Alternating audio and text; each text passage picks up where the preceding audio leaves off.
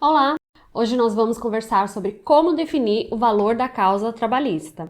Meu nome é Melissa Santos e esse é o Manual do Advogado, o canal do maior portal de prática trabalhista do Brasil.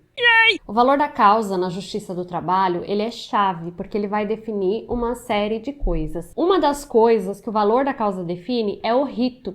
E, aliás, aqui no canal já tem um vídeo falando tudo sobre rito trabalhista, você pode clicar aqui para conferir. Na verdade, a indicação de valor da causa é um requisito da petição inicial. Isso está no artigo 840 da CLT, que fala assim: sendo escrita, a reclamação deverá conter a designação do juízo, a qualificação das partes, a breve exposição dos fatos de que resulte o dissídio, o pedido, que deverá ser certo, determinado e com indicação do seu valor, a data e a assinatura do reclamante ou de seu representante. Essa redação ela aconteceu a partir da reforma trabalhista. Antes da reforma trabalhista, você poderia colocar os pedidos, listava todos os pedidos e com relação ao valor você colocava assim, a apurar. Isso ia ser apurado só lá na época de liquidação de sentença. Agora não, agora todos os pedidos têm que ser líquidos. Então cada pedido tem que ter um valor correspondente. Então você coloca lá horas extras, tem que colocar o valor do pedido.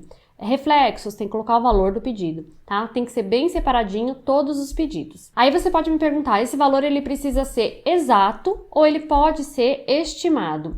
Existe muita discussão com relação a isso e eu vou falar aqui o histórico da discussão e mais ou menos como que tá hoje. Então vamos lá. A resolução 221 do TST fala que pode ser estimado. Essa resolução é de 2018 e ainda está em vigor. Vamos ver como que fala. Para fim do que dispõe o artigo 840, parágrafos 1º e 2º da CLT, o valor da causa será estimado, observando-se, no que couber, o disposto nos artigos 291 a 293 do Código de Processo Civil. Estaria tudo bem e tudo resolvido se não fosse uma decisão de 2020 da SDI 1 falando que os valores têm que ser exatos. Vamos lá. A subseção 1, especializada em dissídios individuais do TST, firma um novo entendimento no campo trabalhista.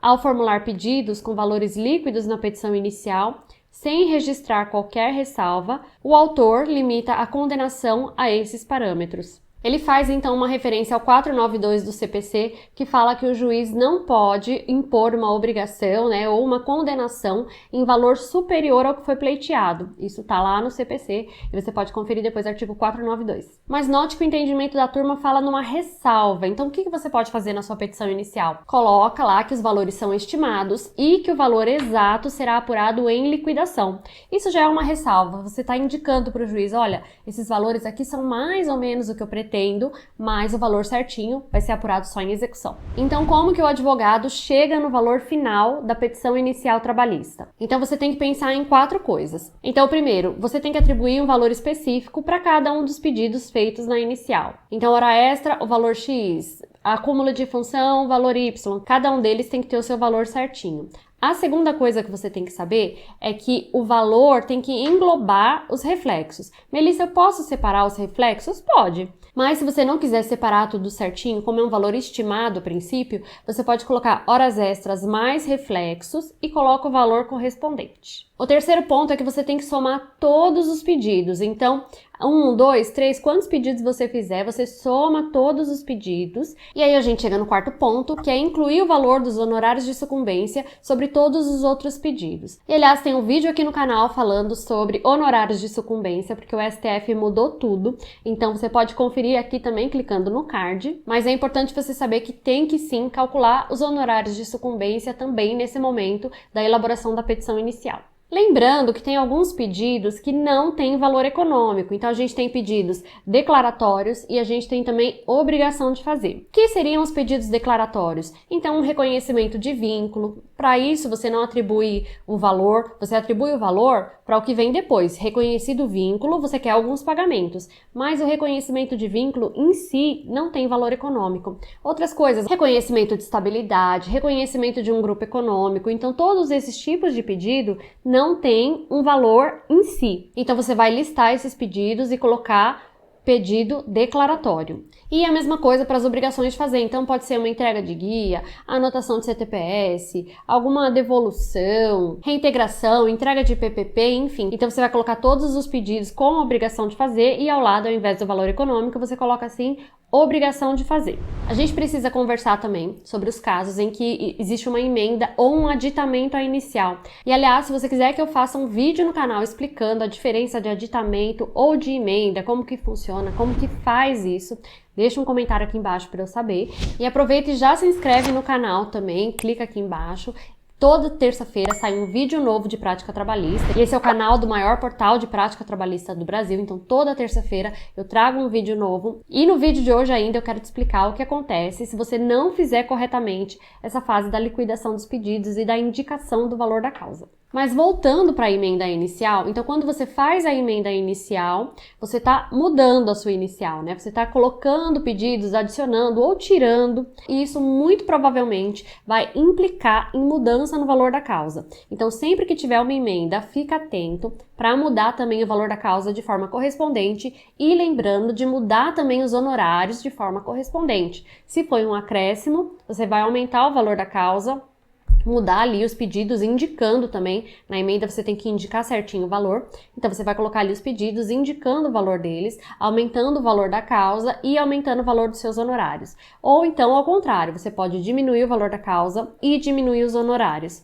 Agora, se for uma emenda para você fazer só um pedido, que é uma obrigação de fazer, ou um pedido declaratório, aí tudo bem, não tem alteração. Então você coloca lá, não há alteração do valor da causa, tá? Sem alteração do valor da causa. Só deixa isso bem claro para você não incorrer na situação que eu vou contar agora, que é o que acontece se eu não liquidar a inicial. A verdade é que, como eu falei, a liquidação da inicial, a indicação de todos os valores, de todos os pedidos, ela é uma obrigação da ação. Então, se você não fizer isso, a sua inicial ela vai ser considerada inepta. Lembra que eu já falei aqui no canal, tem um vídeo também, eu vou deixar aqui, falando sobre todas as preliminares de defesa? É isso, na preliminar de defesa, a reclamada vai falar, olha, essa petição inicial ela é inepta, porque ela não cumpre esse requisito. Então, se você quiser saber mais sobre outras preliminares que a reclamada pode alegar, assiste esse vídeo. E para, no seu caso concreto, não correr o risco de ter uma inépcia por falta de indicação dos valores, que é o cumprimento, né, dos requisitos da ação, então indica tudo individualmente.